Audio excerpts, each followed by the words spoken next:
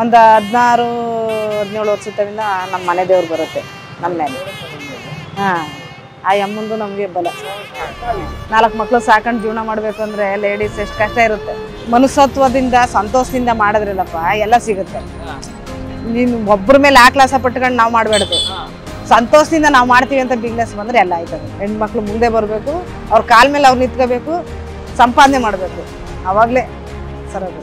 Hi hello ನಮಸ್ಕಾರ. ನೀವು ನೋಡ್ತಾ ಇದ್ದೀರಾ freedom Kannada business YouTube channel. ನಾನು ನಿಮ್ಮ ಆಂಕರ್ ಕಿಶೋರ್. ನಾನಿವಾಗ ಬನಶಂಕರಿ ಸೆಕೆಂಡ್ ಸ್ಟೇಜಲ್ಲಿ ಇದ್ದೀನಿ. ಇಲ್ಲಿ ನಮ್ಗೊಬ್ರು ವಿಶೇಷ ಮಹಿಳೆ ಸಿಕ್ಕಿದ್ದಾರೆ. ಇವರು ವಿಶೇಷ ಅಂತ ಯಾಕೆ ಹೇಳ್ತಾ ಇದ್ದೀನಿ ಅಂದರೆ ಇವರ ಮೈ ಮೇಲೆ ದೈವ ಬರುತ್ತೆ. ಆ್ಯಂಡ್ ಇವರ ಕತೆ ಕೇಳೋಕ್ಕೆ ತುಂಬ ಇಂಟ್ರೆಸ್ಟಿಂಗ್ ಆಗಿದೆ. ಇವರು ಬನಶಂಕರಿ ಸೆಕೆಂಡ್ ಸ್ಟೇಜಲ್ಲಿ ಹೂವಿನ ವ್ಯಾಪಾರ ಮಾಡ್ತಾ ಇದ್ದಾರೆ. ಇವ್ರನ್ನ ದಿನ ನೋಡ್ಕೊಂಡು ಹೋಗ್ತೇನೆ. ದಿನ ನೋಡಿದಾಗೆಲ್ಲ ನಂಗೆ ಎಷ್ಟು ತುಂಬ ಖುಷಿ ಆಗುತ್ತೆ. ಯಾಕಂದರೆ ಇವರು ಈ ವಯಸ್ಸಲ್ಲೂ ಕಷ್ಟಪಟ್ಟು ಇಷ್ಟಪಟ್ಟು ಪ್ರೀತಿಯಾಗಿ ವ್ಯಾಪಾರನ ಮಾಡ್ತಾ ಇದ್ದಾರೆ. ಸೊ ಇವರ ಕಥೆನ ನಿಮ್ಗೆ ಹೇಳೋಕ್ಕೆ ನಾನು ತುಂಬ ಎಕ್ಸೈಟ್ ಆಗಿದ್ದೀನಿ. ಸೊ ಜಾಸ್ತಿ ಟೈಮ್ ವೇಸ್ಟ್ ಮಾಡಿದಾಗೆ ಈ ಮಹಿಳೆನ ಮಾತಾಡ್ಸೋಣ ಬನ್ನಿ.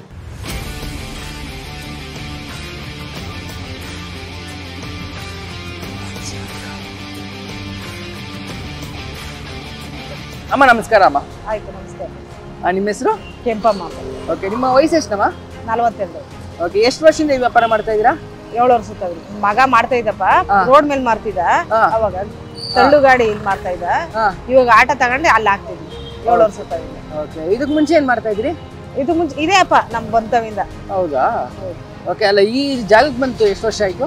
7 ವರ್ಷ ಆಯ್ತು. ಓಕೆ, ಈ ಒಂದು ಪರ್ಟಿಕ್ಯುಲರ್ ಜಾಗಕ್ಕೆ ಬಂತು 7 ವರ್ಷ ಆಯ್ತು. ಇದಕ್ಕೆ ಮುಂಚೆನೂ ಹೂವಿನ ವ್ಯಾಪಾರನೇ ಮಾಡ್ತಾ ಇದ್ರಾ? ಹೌದಪ್ಪ, ಬೆಂಗಳೂರು ಬಂತವಿಂದ ನಾವು ಹೂ ವ್ಯಾಪಾರ. ಓಕೆ ಓಕೆ, ಯಾವ ಊರು ನಿಮ್ದು? ಮಳವಳ್ಳಿ. ಓಕೆ, ಅಲ್ಲಿ ಏನ್ ಮಾಡ್ತಾ ಇದ್ರಿ? ರೈತ ವ್ಯವಸಾಯ ಮಾಡ್ತಿದ್ವಿ. ವ್ಯವಸಾಯ ಮಾಡ್ತಾ ಇದ್ರಿ. ಇಲ್ಲಿ ಬಂದು ಕೆಲಸ ಅಂತ ಏನು ಮಾಡಿಲ್ಲ, ವ್ಯಾಪಾರನೇ ಸ್ಟಾರ್ಟ್ ಮಾಡಿದ್ದು? ವ್ಯಾಪಾರ. ಓಕೆ ಓಕೆ, ನೀವು ವ್ಯಾಪಾರನ ಸ್ಟಾರ್ಟ್ ಮಾಡಬೇಕು ಅನ್ಕೊಂಡಾಗ ಈ ಹೂವಿನ ವ್ಯಾಪಾರನೇ ಮಾಡ್ಬೇಕಂತ ಯಾಕೆ ಅನಿಸ್ತು ನಿಮ್ಗೆ? ನಮ್ಗೆ ನಾವು ಯಾವಾಗೂ ರೈತರಲ್ವಾ, ಇದೇ ಮಾಡ್ಬೇಕು ಅನ್ನೋದು ಮನಸ್ಸಲ್ಲಿ ಬರ್ತು. ಅದಕ್ಕೋಸ್ಕರ ಇದೇ ಮಾಡೋದು. ಓಕೆ ಓಕೆ, ನೀವು ಸ್ಟಾರ್ಟಿಂಗ್ ಡೇಸ್ ಅಲ್ಲಿ ಹೂವಿನ ವ್ಯಾಪಾರ ಮಾಡ್ಬೇಕು ಅನ್ಕೊಂಡಾಗ ಏನೇನೆಲ್ಲ ತಯಾರಿ ಮಾಡ್ಕೊಂಡ್ರಿ? ನಾವು ಬೆಂಗಳೂರಿಗೆ ಬಂತವಿಂದ ಇದೇ ಕೆಲಸಪ್ಪ ಮಾಡ್ತಿತ್ತು. ಮಗ ಕಾಲೇಜ್ಗೆ ಹೋಗಿ ಬಂದು ಹೂವು ಕಟ್ಕೊಡ್ತಿದ್ವಿ. ನಾನು ನನ್ನ ಮಕ್ಕಳು, ಹೆಣ್ಮಕ್ಳು ಇಬ್ರು, ಅವ್ರು ಸ್ಕೂಲ್ಗೆ ಹೋಗ್ತಿದ್ವಿ. ಅವಾಗ ಕುತ್ಕೊಂಡು ಒಂದು ಅರ್ಧ kg ತಗೊಂಡ್ಬಂದ್ಬಿಟ್ಟು ಹೂವು ಕಟ್ಕೊಡ್ತಿದ್ವಿ. ಅದರಲ್ಲಿ ಹೂವು ಮಾರ್ತಿದ್ದ. ಅದರಲ್ಲಿ ಜೀವನ ಮಾಡಿ ತಿರ್ಗಾ ತಳ್ಳು ಗಾಡಿ ತಗೊಂಡ 4 ಚಕ್ರದ್ದು, ಅದ್ರಲ್ಲಿ ಹಾಕ್ತಾ. ಆಮೇಲೆ ಒಂದು ಆಟೋ ತಗೊಂಡ. ಆಟೋದೆಲ್ಲ ಅಲ್ಲೇ ಮಾರ್ತಾ ಇದ್ದ. ಅಲ್ಲಿ ಶಿವಪುಲ್ ರೋಡು ಈ ಕಡೆ ಡೌನಲ್ಲಿ ಎಲ್ಲ ಶಿವಪುಲ್ ರೋಡಲ್ಲಿ. ಆಮೇಲೆ ಆಟೋ ತಗೊಂಡು ಡೌನ್ ಮೇಲೆ ಆಟೋದಲ್ಲಿ ಮಾರ್ಬಿಟ್ಟು ಆಮೇಲೆ ಇಲ್ಲಿ ಬಂದು ಒಂದು 7 ವರ್ಷದಲ್ಲಿ ಜಾಗ ಸೆಟ್ ಮಾಡೋದು. ಆವತ್ತಿಂದ ಇಲ್ಲಿ ವ್ಯಾಪಾರ ಮಾಡೋದು ಸ್ಟಾರ್ಟ್ ಮಾಡೋದು. ಆಟೋ ಏನಾಯ್ತು? ಆಟೋ ಮನೇಲಿದೆ. ಕಂಪ್ಲೇಂಟ್ ಅಪ್ಪ, ಇಲ್ಲಿ ಹಾಕ್ಬೇಡಿ ಮಾಡಬೇಡಿ ಅಂತ ಎಲ್ಲ ಕಂಪ್ಲೇಂಟು. ರೋಡಲ್ಲಿ ಹೋಗೋದಲ್ಲ. ಏನು ಗೌರ್ಮೆಂಟ್ ಇಂದಲ್ಲ, ಹೋಗೋರಪ್ಪ ಹೋಗೋರು ಏನೋ ಇಲ್ಲಿ ನಿಲ್ಸ್ಕೋಬೇಡಿ ಅಂದ್ಬಿಟ್ಟು ಕಂಪ್ಲೇಂಟ್ ಹಾಕೋರು ಏನೋ ಬರೋದು ಪೊಲೀಸ್ನವ್ರು ಎತ್ತೋರು. ಅಂದ್ರೆ ಏನಾದ್ರು ಪರ್ಮಿಷನ್ ಸರ್ಟಿಫಿಕೇಟ್ ಏನು ತಗೋಬೇಕಿತ್ತಾ ಗೌರ್ಮೆಂಟ್ ಇಂದ, ಪೊಲೀಸಿಂದ ಏನಾದ್ರು? ಒಂದ್ಸರ್ ಕೊಟ್ವಿ, ಮನೆ ಕೊಟ್ಟಿಲ್ಲ. ಅವ್ರು ದುಡ್ಡು ಇಸ್ಕೊಂಡ್ರು, 3000 ಎಷ್ಟೋ ಇಸ್ಕೊಂಡ್ರು. ಅವ್ರ ಕಡೆಯಿಂದ ಕೊಡಿಸ್ತೀವಿ ಅಂತ ಕೊಟ್ಟಿಲ್ಲ. ಮನೆ ಸುಮ್ಮನೆ ಕಾಸು ವೇಸ್ಟ್ ಅಷ್ಟೇ. ಮಕ್ಳು ಮದುವೆ ಮಾಡಿದ್ವಿಯಪ್ಪ. ನಮ್ಮ ಯಜಮಾನ್ರು ಈಗ 3 ವರ್ಷದಲ್ಲಿ ಹೋದ್ರು. ಅವರು ಮಾಡಿದ್ವಿ. ಎಲ್ಲನೂ ಇದರಿಂದಾನೇ ಮಾಡೋದು. ಮನೆ 4 ಮಕ್ಳು ಸಾಕೊಂಡು ಜೀವನ ಮಾಡ್ಬೇಕು ಅಂದ್ರೆ ಲೇಡೀಸ್ ಎಷ್ಟು ಕಷ್ಟ ಇರುತ್ತೆ. ಮಗ ಸಪೋರ್ಟು ನಮ್ಗೆ. ಅವ್ನು ಓದವನಪ್ಪ, ಹೋದ್ರು ಕೆಲ್ಸಕ್ಕೆ ಹೋಗ್ಲಿಲ್ಲ. ಮಗ ಚಿಕ್ಕರ್ತಾವಿಂದನೂ ಕಷ್ಟಪಟ್ಟಪ್ಪ. SLC ತಾವಿಂದನೂ ಬಂದು ಕಷ್ಟಪಟ್ಟು ಮಾಡಿ ಸಂಪಾದನೆ ಮಾಡಿ ನಮ್ಮ ಕಾಲ ಮೇಲೆ ನಾವು ನಿಂತ್ಕೋಬೇಕು ಅಂತ ಯಾರು ಹೇಳಿದ್ರು. ಇಲ್ಲೆಲ್ಲ ಬರೋರೆಲ್ಲ ಹೇಳ್ತಾರೆ, ಯಾವ್ದಾರು ಅಪ್ಲಿಕೇಶನ್ ಹಾಕೋ ಕೆಲ್ಸಕ್ಕೆ ಹೋಗೋ, ಬೇಡ ನಾನು ಇದೇ ಮಾಡ್ತೀನಿ ಅಂತ ಈ ಕೆಲಸ ಮಾಡ್ತಾರೆ. ಯಾಕೆ ಇಷ್ಟು ಆ ಚಿಕ್ಕ ವಯಸ್ಸಿಗೆ ಕೆಲ್ಸಕ್ಕೆ ಹೋಗೋದಿತ್ತಲ್ಲ, ಏನು ಅನ್ನಿಸ್ತು ಅವ್ರಿಗೆ? ಯಾರು ದುಡಿಯೋರು ಇಲ್ವಲ್ಲಪ್ಪ. ತಂಗಿದಿರ್ ಸಾಕ್ಬೇಕು, ಅವ್ರ ಮದುವೆ ಮಾಡ್ಬೇಕು, ಜವಾಬ್ದಾರಿ. ಅಮ್ಮ ಒಬ್ಳೆ ಕಷ್ಟ ಪಡೋಕ್ಕಾಗಲ್ತು. ಅಮ್ಮ ಓದ್ಸೋಕ್ಕಾಗೋದಿಲ್ಲ, ನಮ್ಮ ಜಾಸ್ತಿ ಇಂಪ್ರೂವ್ ಮಾಡೋಕ್ಕಾಗೋದಿಲ್ಲ ಅಂತ ಕಷ್ಟದಿಂದ ನಾವೇ ಮಾಡ್ಬೇಕು ಸ್ವಂತ ಅಂದ್ಬಿಟ್ಟು ಈ ಥರ ಮಾಡೋದು. ನಮಸ್ಕಾರ ಸರ್. ನಮಸ್ಕಾರ. ನಿಮ್ಮ ಹೆಸರು? ಸುನೀಲ್ ಅಂತ.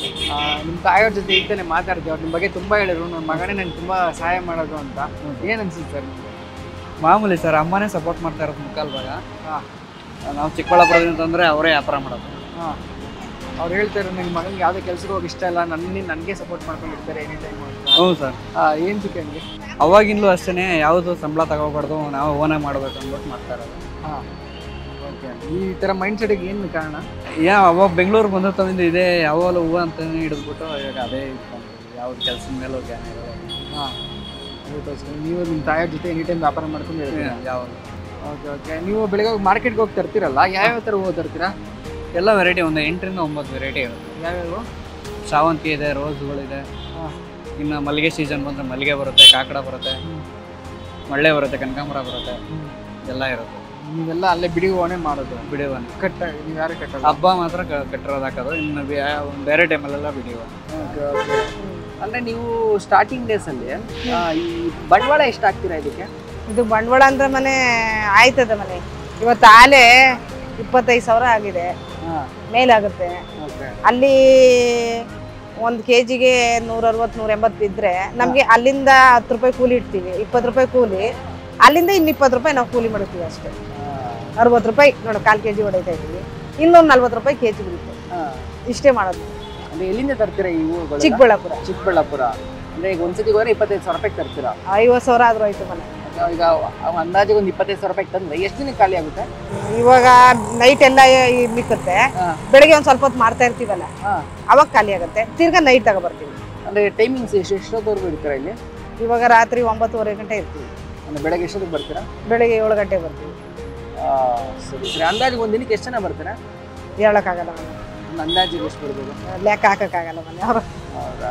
ಲೆಕ್ಕ ಬರ್ತಾ ಇರ್ತಾರೆ, ಹೋಯ್ತಾ ಇರ್ತಾರೆ, ತಗೋತಾ ಇರ್ತಾರೆ, ಅವರೆಲ್ಲ ಲೆಕ್ಕ ಹಾಕೋಕ್ಕಾಗಲ್ಲ ಮನೆ. ಒಂದ್ಸರಿ 8 ಜನ ಬರ್ತಾರೆ, 9 ಜನ ಬಂದ್ಬಿಡ್ತಾರೆ, ಅವರೆಲ್ಲ ಲೆಕ್ಕ ಹಾಕೋಕ್ಕಾಗಲ್ಲ. ಇಷ್ಟು ಕಷ್ಟ ಇದೆ ಮನೆ ಜೀವನ ಅಂದ್ರೆ. ಪ್ರಪಂಚ ಇವಾಗ ಮೊದ್ಲು ನಂಗೆ ಬಿಡಲ್ಲಪ್ಪ.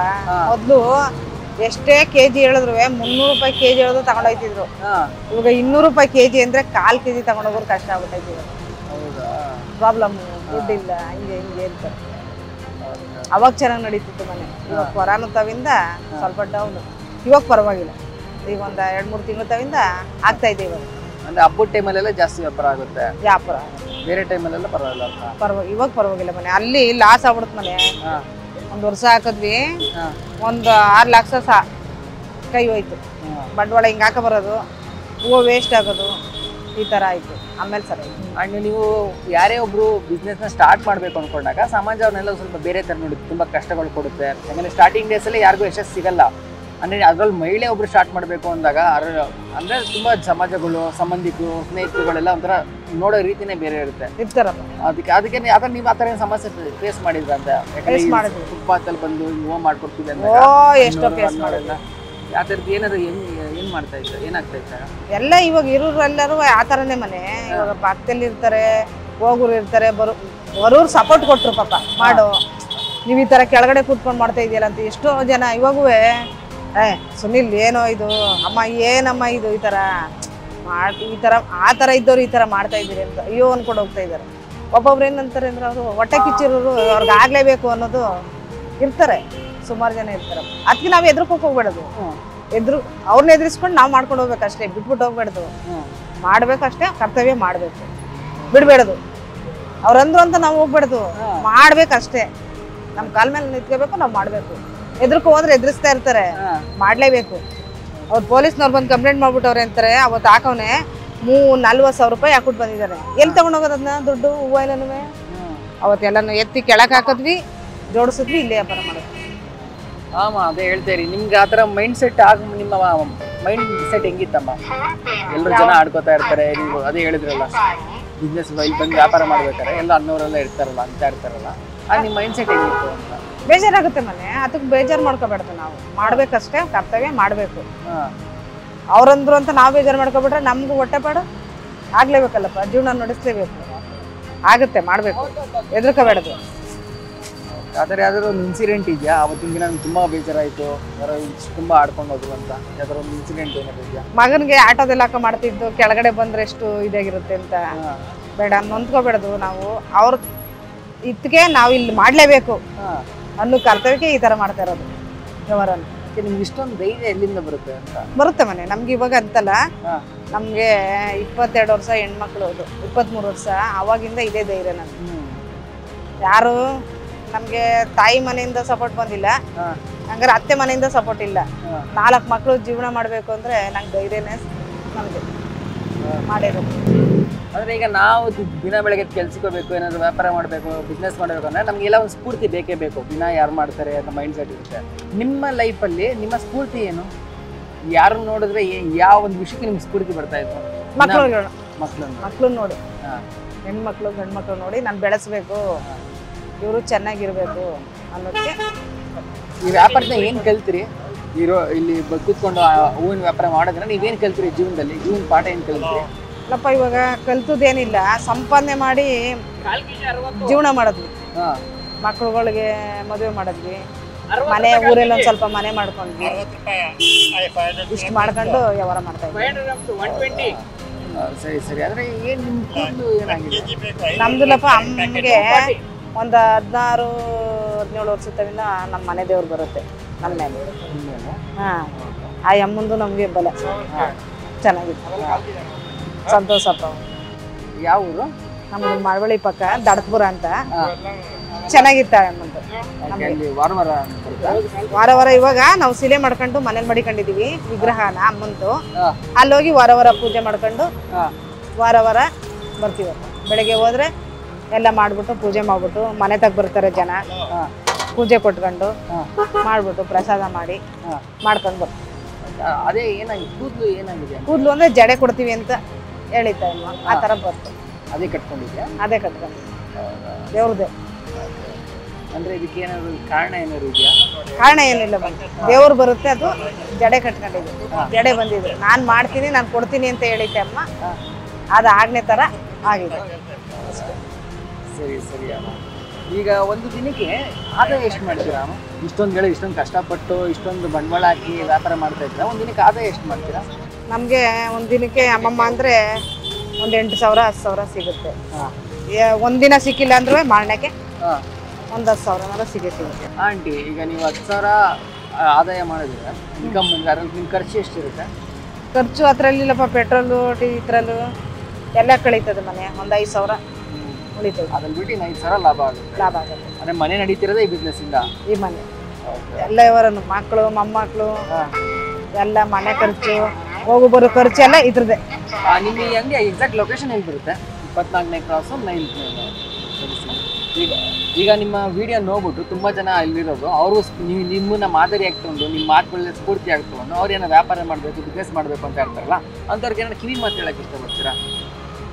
ಸಂತೋಷ ಆಗುತ್ತಪ್ಪ ಮಾಡಲಿ ಅವರು. ಅದೇ ಕಿವಿ ಮಾತು ಏನಾರು, ಈಗ ಅವರು ಒಂದು ವ್ಯಾಪಾರ ಮಾಡಬೇಕು ಅಂದರೆ ಈ ಥರದೊಂದು ನುಡಿಗಳು, ಇಂಥ ತಪ್ಪು ಮಾಡೋಕ್ಕೆ ಹೋಗ್ಬೇಡಿ, ಇಂಥದ್ದು ಮಾಡಿ ಅನ್ನೋದಕ್ಕೆ ಏನಾರು ಹೇಳ್ತೀರಾ? ಮನುಷ್ಯತ್ವದಿಂದ ಸಂತೋಷದಿಂದ ಮಾಡಿದ್ರಲ್ಲಪ್ಪ ಎಲ್ಲ ಸಿಗುತ್ತೆ. ನೀನು ಒಬ್ಬರ ಮೇಲೆ ಆಕ್ಲಾಸ ಪಟ್ಕೊಂಡು ನಾವು ಮಾಡಬೇಡದು, ಸಂತೋಷದಿಂದ ನಾವು ಮಾಡ್ತೀವಿ ಅಂತ ಬಿಸ್ನೆಸ್ ಬಂದರೆ ಎಲ್ಲ ಆಯ್ತದೆ, ಮಾಡ್ಬೋದು ಅವರು. ಆ್ಯಂಡ್ ಇನ್ನು ಹೆಣ್ಮಕ್ಳು ಎಲ್ಲ ತುಂಬ ಜನ ಮನೇಲಿ ಇರ್ತಾರೆ, ಆಚೆ ಹೋಗಿ ವ್ಯಾಪಾರ ಮಾಡೋಕ್ಕೆ ತುಂಬ ಕಷ್ಟ ಒಂಥರ ಅನ್ಕೋತಾರೆ. ನೀವು ಈ ವಯಸ್ಸಲ್ಲಿ ಬಿಸಿಲಾಗಲಿ ಚಳಿಯಾಗಲಿ ಇಲ್ಲಿ ಕೂತ್ಕೊಂಡು ವ್ಯಾಪಾರ ಮಾಡ್ತಾ ಇರ್ತೀರಲ್ಲ, ಅಂಥ ಹೆಣ್ಮಕ್ಳಿಗೆ ಏನಾರು ಹೇಳಕ್ಕೆ ಇಷ್ಟಪಡ್ತೀರಾ? ಅವರು ವ್ಯಾಪಾರ ಮಾಡಬೇಕು ಅನ್ಕೊಂಡಾಗ ಮಾಡ್ಬೋದಪ್ಪ, ಸಂತೋಷದಿಂದ ಬಂದು ಮಾಡ್ಬೋದು, ಹೆದರ್ಕೋಬೇಡದು. ನಾನು ಹೇಳಲಿಲ್ವಾ, ಧೈರ್ಯದಿಂದ ಬಂದು ಮಾಡಬೇಕು ಹೆಣ್ಮಕ್ಳು. ಧೈರ್ಯನೇ ಒಂದು ಸಾಹಸ, ಬಂದು ಮಾಡ್ಬೋದು, ಏನು ತೊಂದರೆ ಇಲ್ಲ. ನನ್ನ ಕೊನೆ ಕ್ವಶನ್, ಹೂವಿನ ಅಂಗಡಿ ತುಂಬ ಕಡೆ ಸಿಗುತ್ತೆ, ಬಟ್ ಎಲ್ಲ ಬಿಟ್ಟು ನಿಮ್ಮ ಅಂಗಡಿಗೆ ಬರಬೇಕು ಅಂದರೆ ಏನೊಂದು ಐಡಿಯಾ ಉಪಯೋಗ ಆ ಥರ ಯೂಸ್ ಮಾಡ್ತೀರಾ? ನಾವು ಹೇಳಿಲ್ವಪ್ಪ, ಬೇರೆ ತಾವು ಹೂವು ಚೆನ್ನಾಗಿರಲ್ಲ, ನನ್ನ ಮಗ ಆ ಥರ ಹೂವು ಚೆನ್ನಾಗಿರುತ್ತೆ ತರ್ತಾನೆ, ಅದಿಷ್ಟಪಟ್ಟು ಜನ ಬರ್ತಾರೆ. ಜನ ಸಂಪಾದನೆ ಮಾಡೋದು ಇದೆನಾ? ಜನ ಸಂಪಾದನೆ ಮಾಡೋದು. ಕೊನೆಯದಾಗ ಏನಾದ್ರು ಹೇಳಕ್ಕೆ ಇಷ್ಟಪಡ್ತೀರಾ? ಯಾಕಂದರೆ ನಿಮ್ಮ ತುಂಬ ಸ್ಪೆಷಲ್ ಮಹಿಳೆ, ಯಾಕಂದರೆ ನಿಮ್ಮ ಮೈ ಮೇಲೆ ದೈವ ಎಲ್ಲ ಬರುತ್ತೆ ಅಂತ ಹೇಳಿದ್ರೆ, ಕೊನೆಯದಾಗ ಏನೋ ಆಡಿಯನ್ಸ್ಗೆ ಏನಾದ್ರು ಹೇಳಕ್ಕೆ ಇಷ್ಟಪಡ್ತೀರಾ? ಏನಿಲ್ಲಪ್ಪ, ಸಂತೋಷ ಆಯ್ತಪ್ಪ ಕೇಳೋತ್ತಿಗೆ, ಒಂದು ಖುಷಿ, ಏನೋ ಒಂದು.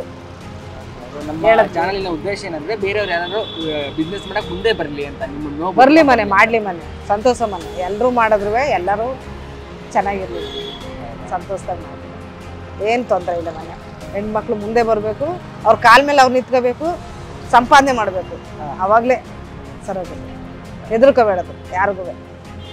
ನಿಮ್ಮ ಮುಂದಿನ ಕನ್ಸುಗಳು ಏನಾದ್ರು ಇದೆ? ದೊಡ್ಡ ಅಂಗಡಿ ಮಾಡ್ಬೇಕು ಆ ಥರದ್ದೇನು? ಆ ಥರ ಮಾಡಲ್ಲ ಮನೆ, ಸಾಕು ನಮ್ಗೆ ಇಷ್ಟು ಮಾಡ್ತಾ ಇದೀವಲ್ಲ, ಇಷ್ಟೇ ಸಾಕು. ಅಂಗಡಿ ಏನು ಮಾಡಲ್ಲಪ್ಪ, ಇದೇ ಸಾಕು ನಮ್ಗೆ. ನಮ್ಮ ಕಡೆಯಿಂದ, ನಮ್ಮ ಇಡೀ ಫ್ರೀಡಮ್ ಆ್ಯಪ್ ಟೀಮ್ ಕಡೆಯಿಂದ ನಿಮ್ಮ ವ್ಯಾಪಾರ ಇನ್ನೂ ಚೆನ್ನಾಗಾಗಲಿ, ಇನ್ನೂ ಒಳ್ಳೆ ಲಾಭ ಗಳಿಸ್ರಿ, ನಿಮ್ಗೆ ಒಳ್ಳೇದಾಗಲಿ ಅಂತ ಕೇಳ್ಕೊತೀವಿ. ನಿಮ್ಮ ಟೈಮು ನಮ್ಗೆ ಕೊಟ್ಟು ನಮ್ಮ ಜೊತೆ ಮಾತಾಡೋದಕ್ಕೆ ಥ್ಯಾಂಕ್ ಯು ಸೊ ಮಚ್ ಅಮ್ಮ. ಆಯ್ತು, ನಮಸ್ತೆ. ನಮ್ಮಿಂದ ಏನಾದ್ರು ತೊಂದರೆ ಆಗಿದೆ ಬೇಜಾರು ಏನಿಲ್ಲಪ್ಪ.